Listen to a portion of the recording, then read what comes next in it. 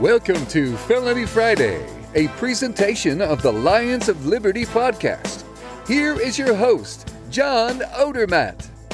Felons, friends, and freedom lovers, welcome back to Felony Friday right here on the Lions of Liberty podcast. Each and every week here on Felony Friday, I focus on exposing injustice in the broken criminal justice system. And Felony Friday is one of 3 shows here on the Lions of Liberty podcast. Of course, every Friday, you get Felony Friday. Every Monday, you can listen to our flagship program hosted by Mark Claire. And every Wednesday, you can listen to Electric Liberty Land hosted by Brian McWilliams. So be sure to subscribe to the Lions of Liberty podcast on iTunes or Stitcher Radio to make sure you get every single episode. Now today on Felony Friday, I'm going to be interviewing Trey Weaver. Trey's a listener of the show. He's a member of the Lions of Liberty Forum, and he reached out to me a few weeks ago. He wanted to share some of the injustice that he has suffered personally and some of the injustice that his family has suffered from the hands of law enforcement and the criminal justice system. Now, I'll introduce Trey shortly. First, before I do that, I do want to let you know that this is episode number 60 of Felony Friday, and that means you'll be able to find links and notes in the show notes. You'll be able to find the show notes page at lionsofliberty.com/FF60. One last note before jumping right into this interview with Trey. Tomorrow, we're going to be releasing our blooper reel from some just completely hilarious and ridiculous outtakes from our shows here at Lions of Liberty. Of course, this is an edited show, and we do a lot of roundtables and things like that here at Lions of Liberty. We do our Libertarians in Living Rooms Drinking Liquor show, all of our debate reaction shows that we had during the presidential election. There was a lot of funny stuff that happened, a lot of funny interactions during those shows and the makings of those shows. That did not make it out, was not released. So we put that together. It's going to be released. It's going to be exclusive content. It's not going to be public. The only way you're going to get access to that is by joining our Lions Pride, our Lions of Liberty supporters group. And you can do that. You can get access to that content, this blooper reel, and all of the upcoming exclusive content that we're going to be producing. We're going to be, every month, we're going to have new stuff coming out, exclusive content that will not be released publicly. The only way to get access to it is by joining our Lions Pride, which at the lowest level, which gets you access to all of that stuff, is just $5 per month.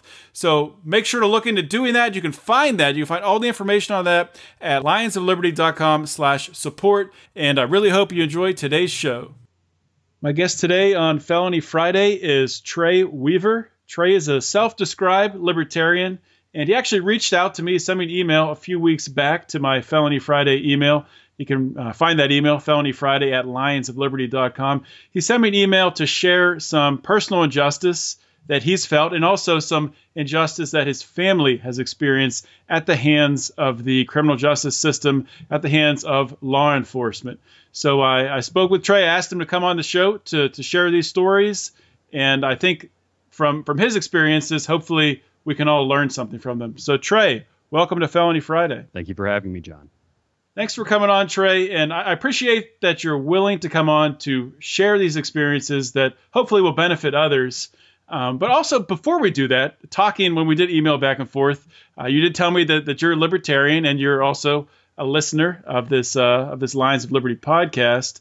So I guess before we get into talking about all your experiences, all your negative experiences with the criminal justice system, I was hoping that you could share maybe a little bit of your journey to becoming a libertarian. Maybe just sharing what kind of gave you that spark that set you down the path towards wanting to pursue the ideas of liberty. Well, my experience with criminal justice is certainly not mutually exclusive from, libertarianism. I came around to the liberty movement when Ron Paul was running in 2008. So at this time, I was a liberal, mostly because that's the way my family sort of aligned politically. I didn't really know anything else. So when a friend of mine turned me on to Ron Paul, I was kind of struck because Ron Paul was not anti-war, but non-interventionist. And he was also fiscally conservative. So this really caught my attention. I didn't know what to do with it because I was sort of set up with this paradigm of left versus right. So in a way, this Ron Paul 2008 really was what showed me that there were people out there that sort of broke that format. So. Yeah, you came out from the other side for me. I came at from more the conservative, I guess the neoconservative Republican arm of it. Okay. But it's interesting coming from the liberal side. Liberals do purport themselves at least to pay lip service to criminal justice issues and civil liberties. So did you kind of, going into it, did you think that liberals maybe were trying to reform the criminal justice system, and then as you learned more about libertarian principles, maybe you saw that libertarian philosophy is more grounded in individual rights, and did that kind of crystallize it for you? I suppose so many people in Iowa, where I'm from, really Iowa's very odd as far as politics. I'm sure we all know that it's a swing state and the straw poll is such a big deal. And being that it's such a hotly contested area politically, people are really confused more or less on where they stand. So a lot of people identify as independent, even though they may vote one way or another when the election comes around. So in my experience, a lot of liberals were actually not very sympathetic to the ideas of criminal justice reform because they have this social conservatism to them in a way, at least from my own experience. Now, the only thing that's really made me question that is just the online presence of people, in that there is definitely a clear distinction that liberals seem to, on average in the mainstream, care a little bit more about criminal justice reform. And before we get too far, I suppose I should say that my own experience, I can lend a little bit of sympathy to the Black Lives Matter movement in its sentiment, but not, obviously in its principle. So you mentioned some of your own, that you do have yourself some run-ins with law enforcement, a past with the criminal justice system, and also your father and some friends as well that have experienced firsthand the horrors of the criminal justice system. So if we could just start off with your story first. If I could ask you first, just to kick it off, when was your first run-in with law enforcement? What was the first thing that happened? I was arrested for fireworks when I was a teenager. So are fireworks illegal in the state of Iowa? I know it's different in every state. Yes, they are. We would have to go to either Wisconsin or I think maybe one of the Dakotas if we wanted to get fireworks. Which is, it's silly. They're still around, and people, only shoot them off during the 4th of July. So, one of those useless prohibitions, in my opinion. But kind of later at night, I was firing off fireworks because I was a bored teenager. And my neighbors called the police. Police came and, gave my mom a brow beating because, as you'll come to figure out, my father was in prison, so my mom kind of raised me and my sister by herself. So she was working a lot, and she wasn't there at the time. So the police really kind of shamed her for my actions, more or less. So, yeah, and then I spent 6 months on probation for that, and that was my first experience with the criminal justice system. Wow, 6 months on probation for fireworks. Yeah. That is truly insane. Yeah, if you like that, you'll love the rest of my story here. Yeah, so let's keep going down the path here. So what was your next experience? And just to give a little bit of background about my town, it's a town called Clear Lake, Iowa. This is the place where Buddy Holly played his last show before he crashed outside of town and passed away. So it's a small tourist town, very small.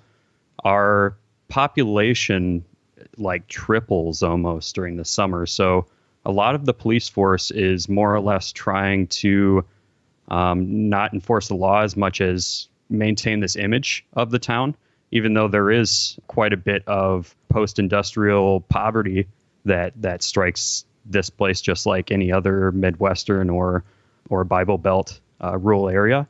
So yeah, the police force is heavily involved in petty drug crime, which is kind of what I got caught up in. My second arrest was for marijuana for 1 gram when I was 16. When you get arrested for marijuana in Iowa, you lose your license almost across the board, no matter the offense. As a 16-year-old in rural Iowa, losing your license, that's a pretty big deal. And I got also 1 year of probation for that. So kind of the story about that one, I had seen someone earlier that day, and it was a really odd encounter. It was someone I hadn't seen for a couple of years, and I don't know, it was just a really awkward confrontation, and he asked what I was doing later and whatnot. And I didn't realize till later when I got pulled over by the police and they were trying to get into my car that he was probably an informant. And basically the police used this excuse to get into my car that, oh, your vehicle fits the profile of vandals, and we wanted to get to you before the property owner that called the case in got to you first. So, as a 16-year-old, I think, oh, well, that's completely reasonable. I'll just let you into my vehicle. And he said he was looking for eggs, but I don't think you lift up seat covers and whatnot to look for eggs, to which he found a bag of marijuana. So yeah, that was my first experience. Later in life, I got arrested when I was an adult, because this first arrest happened when I was a juvenile, went through the juvenile court system and everything. Right. So the next arrest was for 1 gram of marijuana again. I got arrested by the DNR, actually, Department of Resources, and he called a sheriff. He didn't know what to do with the situation. Long story short, I spent another year on probation and lost my license for another year for that. Another arrest. I got pulled over as a passenger, and the police had been watching the house that I came from, and pulled over my friend. He gave them consent to search and searched my person, and found 5 grams of marijuana and a pipe. And only later after this, they thought that I had more at home that, they obviously didn't have access to on my person. So what they actually did was stole the garbage off of my curb and obtained a warrant that way. But back up there for a minute. So your garbage can is just sitting outside your house. They stole it during trash collection day, to clear that up.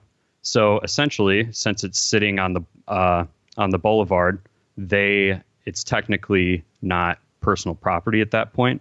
So they can legally come and take it as public property and basically deduce from that whatever paraphernalia might have been in the garbage would be an indictment of my criminal activity. Now, I will note that being in such a crazy situation legally as a marijuana user, I really don't believe I would have had anything incriminating in the garbage, because I've actually heard about this happening to other people. So I was smart enough.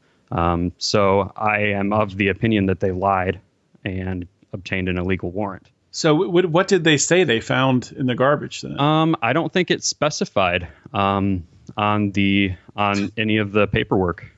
And of course, as a poor young person, I didn't have any more money than for a public defender, which is expensive enough if you're caught up in the grips of the criminal justice system.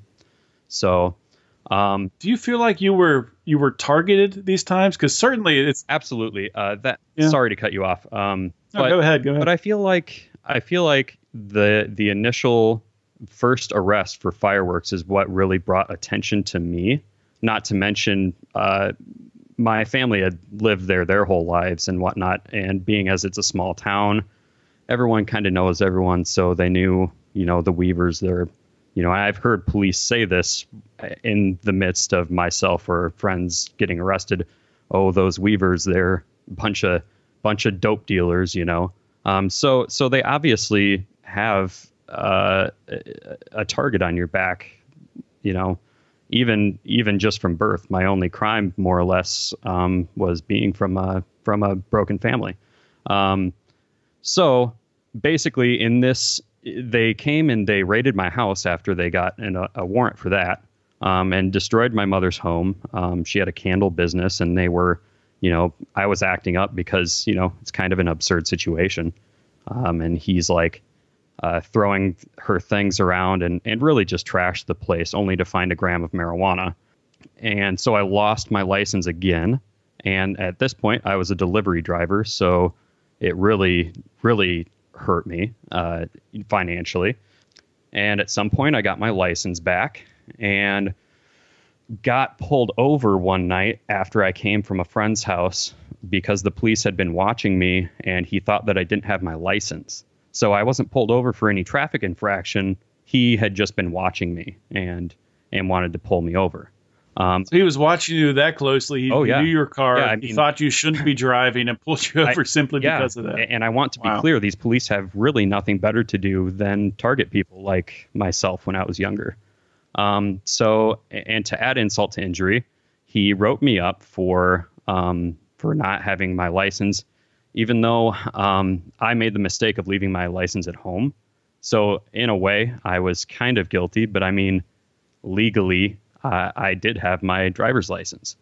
I was given an open container as well. I had grabbed a bottle of whiskey that I had left at my friend's house the other day. So that's just another useless law, in my opinion. There's, we can talk about drunk driving being a charge if people really want to, but the open container thing is just something on top of that to add to it. Yeah, I know with that open container law, I forget, it's probably different everywhere, but I think in Pennsylvania at least, which it makes no sense, if you have an open container and it's in like a brown paper bag in your trunk, it's okay. But if it's in a brown paper bag in your back seat, it's not. So it's just arbitrary bullcrap. Correct. And then, so I'm on probation at this point as well. I got a broken foot and wasn't able to work, couldn't pay fines, and then had my probation revoked. And out of nowhere one day, the police very easily tracked me down as they can do, and arrested me at a friend's house on revoked probation. I spent 2 weeks in jail, and luckily I ended up getting one of the good public defenders who really who really did me a service and kind of got me free from the situation. And I only spent 2 weeks in jail, and that was it. And my boss actually paid off the rest of my fines. So I was really blessed in that situation. It could have went a lot worse. I could have ended up going to prison. So really a turn of fate in that didn't happen to me. But I would say I've probably paid an estimate of $15,000 in fines. And for a person who, I was working in restaurants at the time, I was probably making around $7,000 a year. So in a 4-year span, I basically paid 2 years' wages in fines. $15,000 in fine for completely everything non-violent crimes. Oh, absolutely. Just having a plant that the state is deemed illegal. I've never hurt anyone in my life, let alone been charged for anything harming someone. So we're going to take a quick break from the interview to take a pause for the cause. Liberty lovers, have you seen our new t-shirt line over at lionsofliberty.store? If you haven't, well, go check them out. But if you have, then you've seen the great design work of my man Dan Smots of Goulash Media. Dan has been a longtime fan of the Lions of Liberty podcast and credits the show with being a big contributor to his interest in libertarianism and politics in general. Dan is a super talented guy, and he is able to contribute to just about anything creative, whether it's graphic designs like you saw with our t-shirts, whether it's videography, he does weddings and that sort of thing, or audio production. He even did the newest jingle for Letters of Liberty. Dan is based out of the Quad Cities area in Illinois, and he's always happy to travel. So if you've got a wedding coming up or any sort of project, video or audio related, I want to highly encourage you to check out Dan Smots and Goulash Media. That's Goulash, Goulash, goulashmedia.net or goulashfilms.com. So do you think, because you mentioned that your father spent some time in prison, do you think that his criminal past caused the police to start to target you? Well, my dad had a different last name than myself. And he lived in the neighboring town. So I don't necessarily, I think it's more my mom's side of the family, if anything. But yeah, I mean, one thing that is paramount to this story is that my father was arrested for marijuana when I was a child.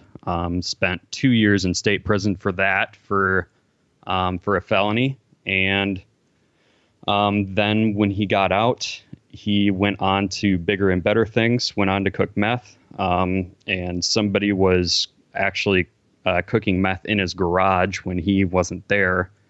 The tank ruptured, the tank of anhydrous ruptured, and someone called the police, which my dad's side of the family are mostly like Navy and military people and pretty law and order folks. So my uncle is actually a DOT officer, and he was one of the people that responded to the call. And by this time, my dad had fled and tried to avoid arrest for a while, ended up turning himself in, and got a career criminal charge. So he spent 15 years in federal prison, 2 years state, and basically estimate about 70% of my life my dad was in prison. So I mean, obviously, I'm not going to blame the government for every problem that I've had in my life. There were plenty of things that my family did without the government's help, that were bad, but it certainly doesn't help to break up families like this. And another part of this is my step or half brother and sister were brought into Child Protective Services, and I didn't actually see either of them until just last year. And they wouldn't even let my aunt and uncle take custody of them, even though they are police officers and, very upstanding members of society themselves. Wow. How old were you when your father went into prison for the 15 years? I was a preteen. I was probably about 12 years old or so. Okay, and he spent 15 years in prison. And you mentioned to me, we were talking, we were emailing back and forth, that he's been able to successfully reintegrate into society.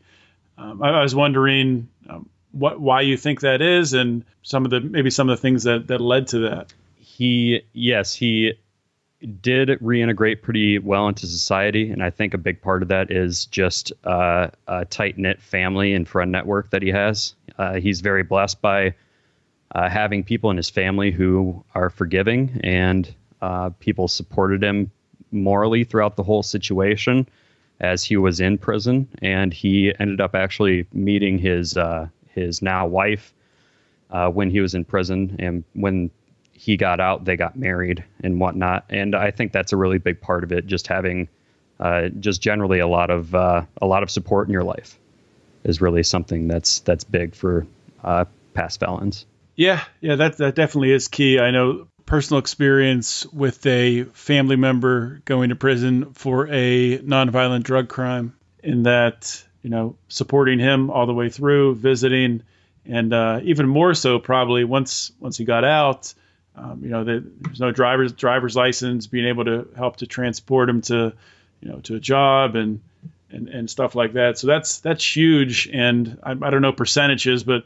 I would think that the majority of people, once they do get released from prison, a lot of times they don't have that. They're on their own. And that's why so many people, one of the reasons why so many people just so easily get sucked right back in. So I do want to touch on this last story I have. So essentially, I'm going to save these people's identity by using pseudonyms. But I will start this in the first chain of arrests. A person named Aaron was arrested in a neighboring town called Forest City.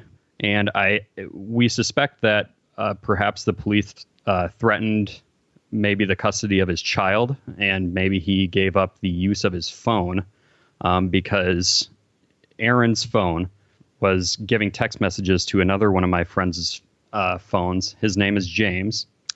And James basically played the middleman for Aaron to receive some paraphernalia and some marijuana.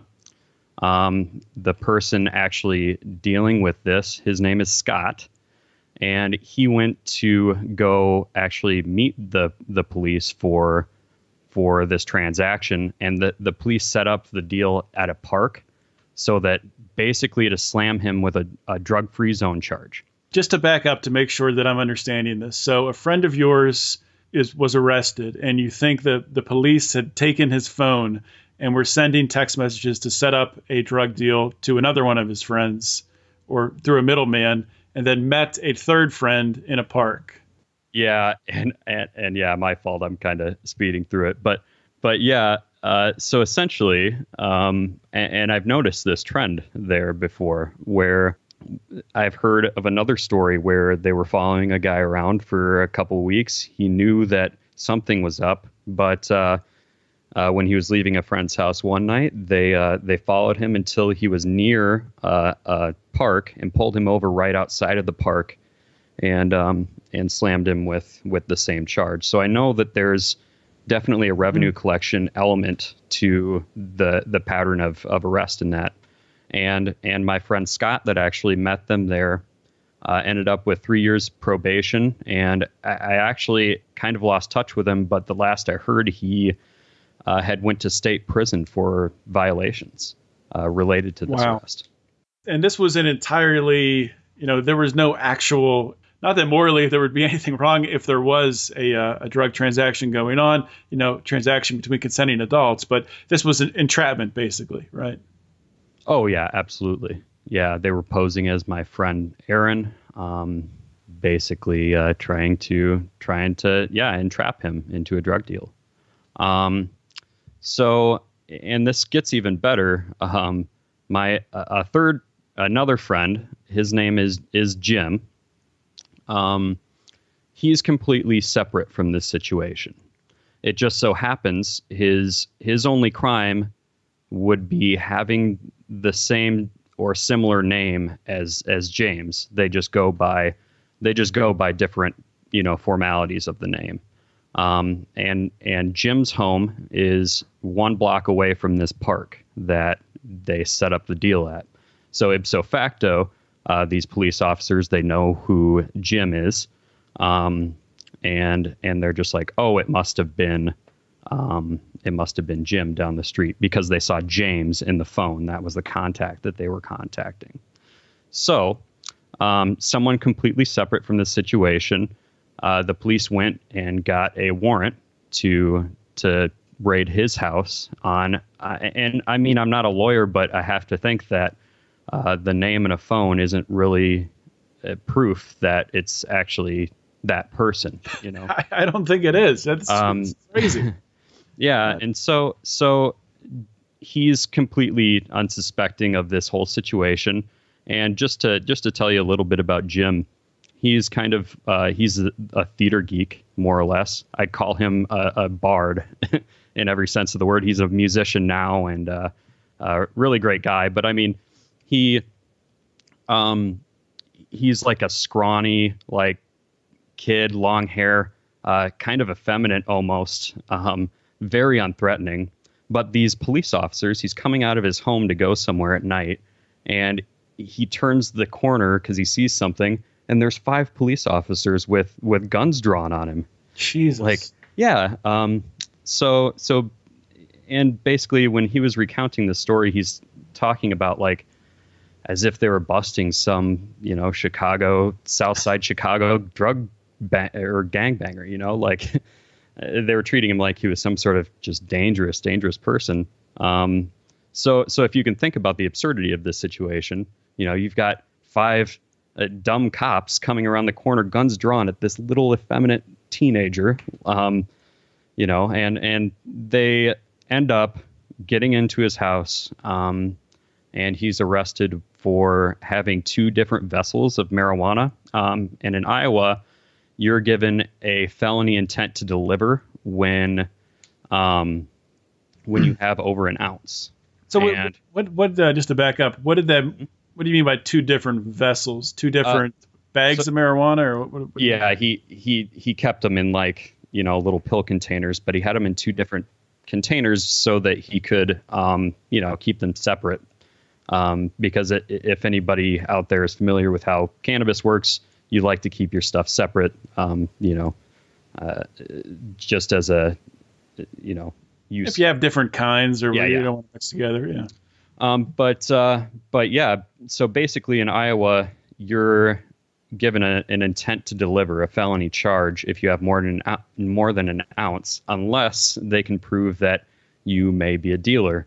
So by that metric of him having two different containers of marijuana, which totaled to a quarter ounce, they basically deduce from that he is a drug dealer. So he is given a felony charge for that, tries to fight it in the court system on the grounds that it was an illegally obtained warrant, and ends up getting basically railroaded by the court system, decides it's not worth it to fight it anymore, and just takes a plea deal, which I think is a really important part of this. Any libertarian that knows much about criminal justice knows that mandatory minimums are probably the most widely used tools by law enforcement to basically corner a person into just taking a plea deal rather than actually taking it through the courts. Mm-hmm. And for poor people like ourselves, we didn't really have, much ground to fight this monster of a criminal justice system. And I'll just say that a lot of people like to think that top-down government is the way that we have to make changes, federal changes to criminal justice reform. But I am very much convinced from my own experience that local law enforcement and local government is much more of a danger to people's liberties than the federal government, even though I'm not going to take away all the people who are victims of the federal government's crimes.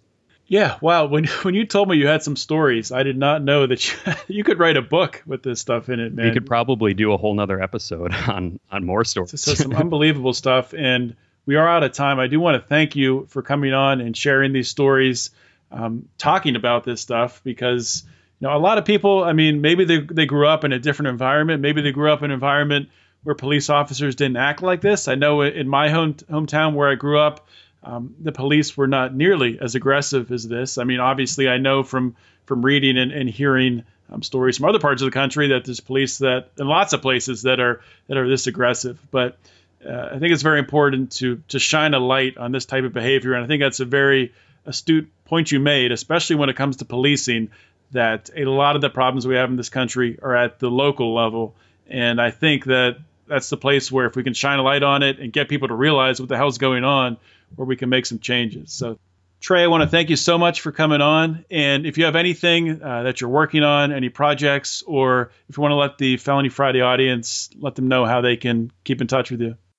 Yes, I just launched a podcast myself. It doesn't have anything to do with libertarianism. I actually kind of fight to stay off of that topic as much as I can.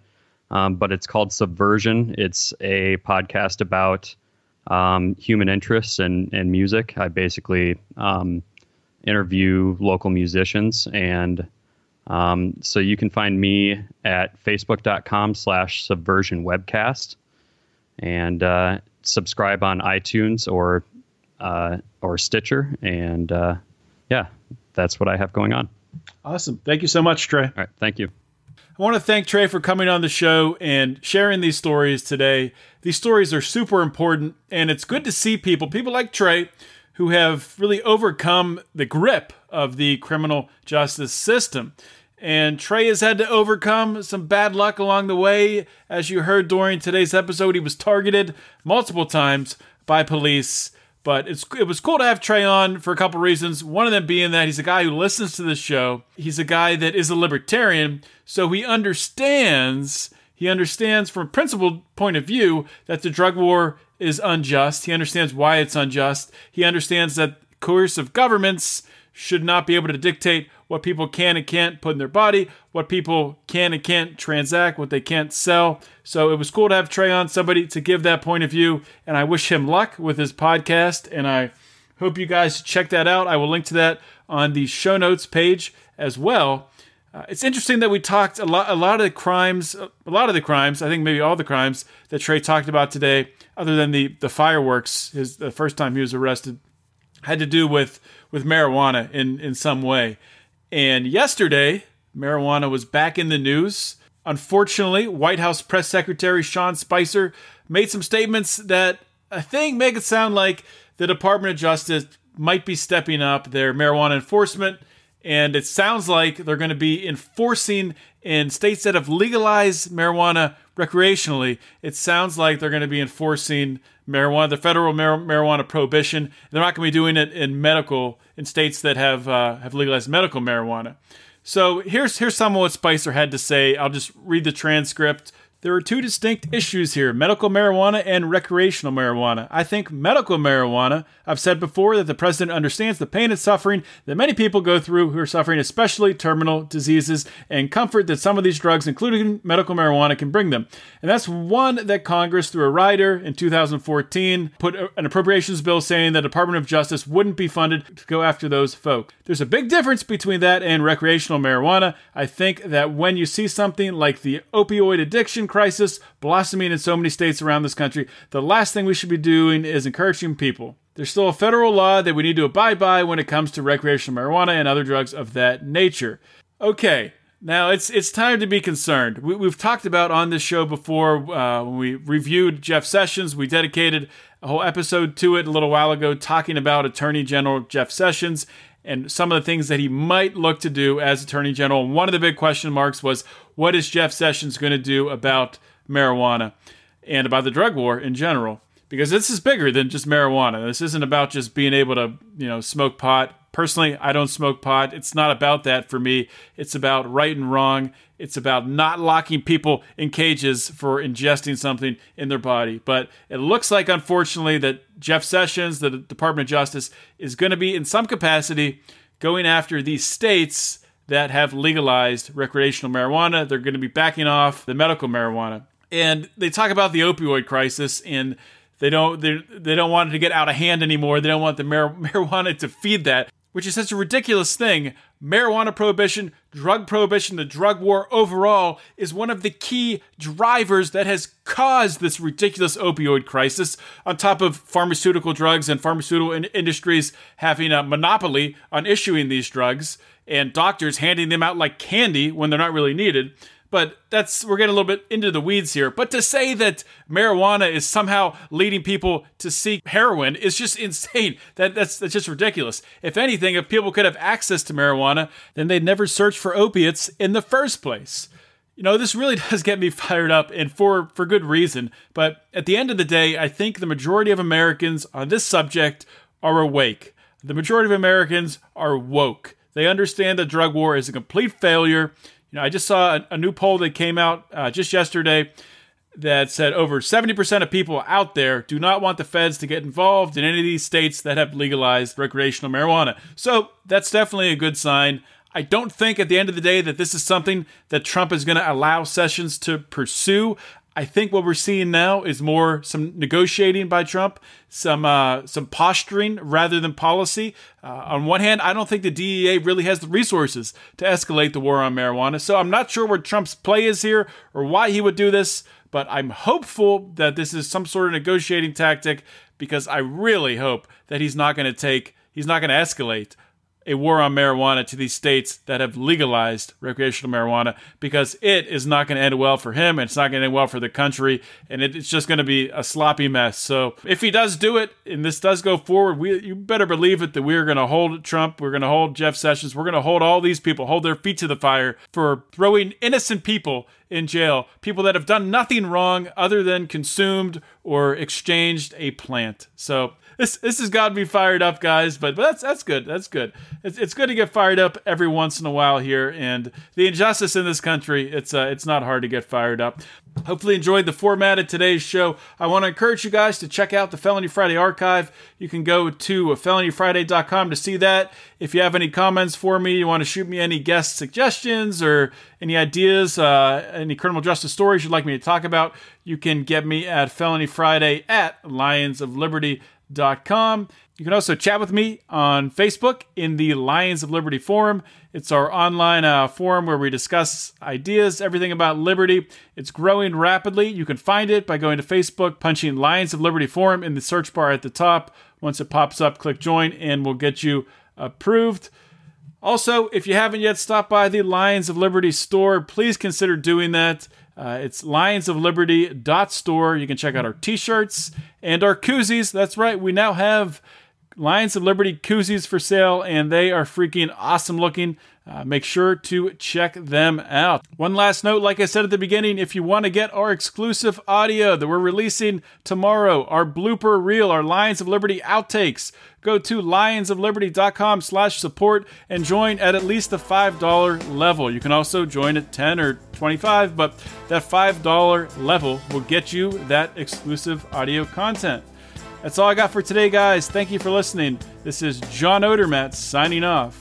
Always remember to keep your head up and the fires of liberty burning.